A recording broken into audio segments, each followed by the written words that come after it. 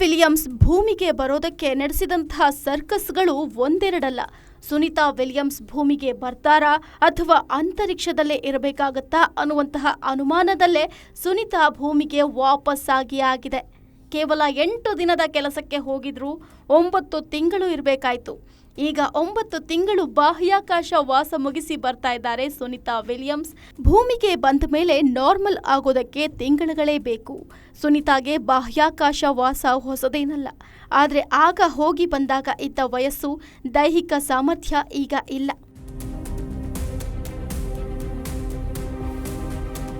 ಸುನೀತಾ ಅವರಿಗೆ ಈಗ 59 ವರ್ಷ. ಈ ವಯಸ್ಸಿನಲ್ಲಿ ಭೂಮಿಗೆ ವಾಪಸ್ ಬಂದಾಗ ಸುನೀತಾ ಎದುರಿಸುವಂತಹ ಅತಿ ದೊಡ್ಡ ಚಾಲೆಂಜ್ ಎಂದರೆ ಗುರುತ್ವಾಕರ್ಷಣೆ.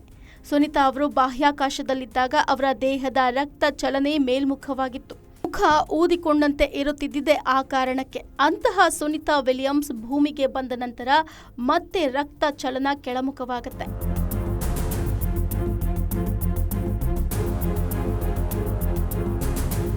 ಆ ವೇಳೆ ದೇಹದ ಚರ್ಮದ ಪದರ ಒಡೆಯಲೂಬಹುದು. ಅದಕ್ಕೆ ಚಿಕಿತ್ಸೆಗಳೂ ಇವೆ. ಎರಡನೆಯ ತೊಂದರೆ ಹೃದಯ ಬಡಿತ. ಸಾಮಾನ್ಯವಾಗಿ ಭೂಮಿಯ ಮೇಲಿನ ಹೃದಯದ ಬಡಿತ ಸರಾಸರಿ 72.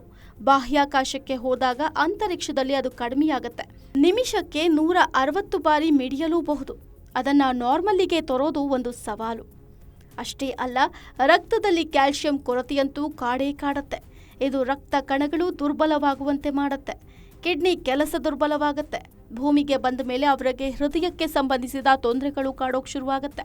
ಮತ್ತೊಂದು ಚಾಲೆಂಜ್ ಎಂದರೆ ಮೂಳೆಗಳು ಹಾಗೂ ಸ್ನಾಯುಗಳನ್ನು ಗಟ್ಟಿ ಮಾಡುವುದು. ಬಾಹ್ಯಾಕಾಶದಲ್ಲಿದ್ದಾಗ ಗಗನಯಾತ್ರಿಯ ಸ್ನಾಯು, ಮೂಳೆಗಳ ತಿಂಗಳಿಗೆ 1% ದುರ್ಬಲವಾಗುತ್ತೆ.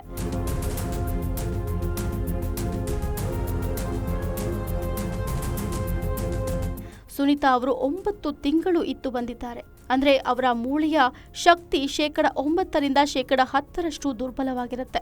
ಅವುಗಳನ್ನು ರಿಕವರಿ ಮಾಡೋದು ದೊಡ್ಡ ಚಾಲೆಂಜ್. ಅದನ್ನು space flight associated neuro ocular syndrome ಅಂದರೆ SANS ಅಂತ ಕರೀತಾರೆ. ಅಂತರಿಕ್ಷದಲ್ಲಿ ಯಾವುದಕ್ಕೂ ತೂಕ ಇರುವುದಿಲ್ಲ. ಅದಕ್ಕೆ ತಕ್ಕಂತೆ ಅಡ್ಜಸ್ಟ್ ಆಗಿರುವ ದೇಹ ಭೂಮಿಗೆ ಬಂದಾಗ ಎಷ್ಟು ವೀಕ್ ಆಗಿರುತ್ತೆ ಅಂದರೆ ಕುಡಿಯುವ ನೀರಿನ ಗ್ಲಾಸ್ ಎತ್ಕೊಂಡು ನೀರು ಕುಡಿಯೋಕ್ಕೂ ಆಗಲ್ಲ. ಒಂದು ಪೆನ್ನು, ಪೆನ್ಸಿಲ್ ಎತ್ತಿಡುವಷ್ಟು ಶಕ್ತಿ ಇರಲ್ಲ. ಅದನ್ನು ರಿಕವರಿ ಮಾಡೋದು ಇನ್ನೊಂದು ದೊಡ್ಡ ಚಾಲೆಂಜ್. ಅಂಗಾಲುಗಳು ಎಷ್ಟು ಸ್ಮೂತ್ ಆಗಿರ್ತವೆ ಅಂದರೆ ಬೇಬಿ ಫೂಟ್ ಅಂತಾರಲ್ಲ, ಅಂದರೆ ಚಿಕ್ಕ ಮಕ್ಕಳ ಹೆಜ್ಜೆಗಳಿಗಿಂತ ಬಹಳ ಸ್ಮೂತ್ ಆಗಿರ್ತವೆ.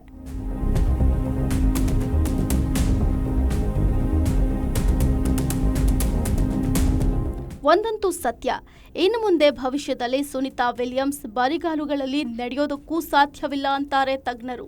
ಹಾಗಾದ್ರೆ ಬಾಹ್ಯಾಕಾಶದಲ್ಲಿರುವವರ ದೇಹವೇ ಸಂಪೂರ್ಣ ಬದಲಾಗಬೇಕಲ್ವೇ ಅನ್ನೋ ಪ್ರಶ್ನೆನೂ ಮೂಡಬಹುದು. ಬಾಹ್ಯಾಕಾಶದಲ್ಲಿರುವವರು ಪ್ರತಿದಿನ ಕನಿಷ್ಠ 2 ಗಂಟೆ ವ್ಯಾಯಾಮ ಮಾಡ್ತಾರೆ. ಆದ್ರಿಂದ ಅವರ ದೇಹದ ಶೇಪ್ ಬದಲಾಗದಂತೆ ನೋಡ್ಕೊಳ್ತಾರೆ. ಅದೆಲ್ಲ ಬಿಡಿ, ಕಣ್ಣುಗಳ ದೃಷ್ಟಿಯಲ್ಲಿಯೂ ಬದಲಾವಣೆ ಆಗಿರುತ್ತೆ. ಅದನ್ನು ನಾರ್ಮಲಿಗೆ ತರಬೇಕು. ಕಿವಿಗಳಲ್ಲಿನ ಒಳಪದರದ ಮೇಲೆ ಕೂಡ ರೇಡಿಯೇಷನ್ ಎಫೆಕ್ಟ್ ಆಗಿರುತ್ತೆ. ಇನ್ನು ನಿದ್ರೆ ಬಾರದೆ ಇರುವುದು, ಮೂಡ್ ಚೇಂಜ್ ಆಗುವಂತಹ ಸಮಸ್ಯೆಗಳು ಇರ್ತವೆ. ಸಾಮಾನ್ಯವಾಗಿ ಅಂತರಿಕ್ಷಕ್ಕೆ ಹೋಗಿ ಬಂದವರಿಗೆ 45 ದಿನಗಳ ರಿಹ್ಯಾಬಿಟೇಷನ್ ನಡೆಯುತ್ತೆ. ಆದರೆ ಇದು ಸಾಮಾನ್ಯವಾಗಿ ಹೋಗಿ ಬಂದವರಿಗೆ ಮಾತ್ರ.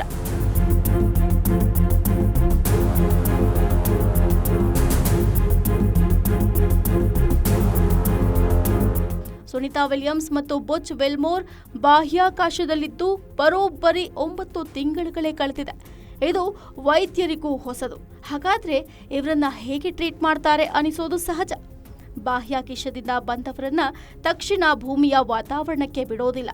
ಎಲ್ಲಿಯೂ ಕೂಡ ಅವರನ್ನ ಬಾಹ್ಯಾಕಾಶದಂತೆಯೇ ಇರುವ ಕಡಿಮೆ ಗುರುತ್ವಾಕರ್ಷಣೆ ಇರುವ ಜಾಗದಲ್ಲಿ ಇರಿಸಿ ಹಂತ ಹಂತವಾಗಿ ಗುರುತ್ವಾಕರ್ಷಣೆ ಶಕ್ತಿ ಇರುವ ಪ್ರದೇಶಕ್ಕೆ ಶಿಫ್ಟ್ ಮಾಡ್ತಾರೆ. ಸದ್ಯಕ್ಕೆ ಇರುವ ಮಾಹಿತಿ ಪ್ರಕಾರ ಸುನೀತಾ ವಿಲಿಯಮ್ಸ್ ಅವರು ಭೂಮಿಯ ವಾತಾವರಣಕ್ಕೆ ಶಿಫ್ಟ್ ಆಗುವುದಕ್ಕೆ 1 ತಿಂಗಳು ಬೇಕು. ಅದಾದ ನಂತರ ಸುಮಾರು 4 ರಿಂದ 7 ತಿಂಗಳು ಸಮಯದಲ್ಲಿ ಸುನೀತಾ ವಿಲಿಯಮ್ಸ್ ಮತ್ತು ಬುಚ್ ವಿಲ್ಮೋರ್ ರಿಕವರಿ ಆಗ್ತಾರಂತೆ. ಇಷ್ಟರ ಮಟ್ಟಿಗೆ ಅವರು ಮತ್ತು ಅವರಿಬ್ಬರ ದೇಹ ಚಿಕಿತ್ಸೆಗೆ ಸ್ಪಂದಿಸುತ್ತೋ ಅಷ್ಟು ಬೇಗ ಅವರು ರಿಕವರ್ ಆಗ್ತಾರೆ. ಗ್ಯಾರಂಟಿ ನ್ಯೂಸ್, ಸುದ್ದಿ ಖಚಿತ, ನ್ಯಾಯ ನಿಶ್ಚಿತ.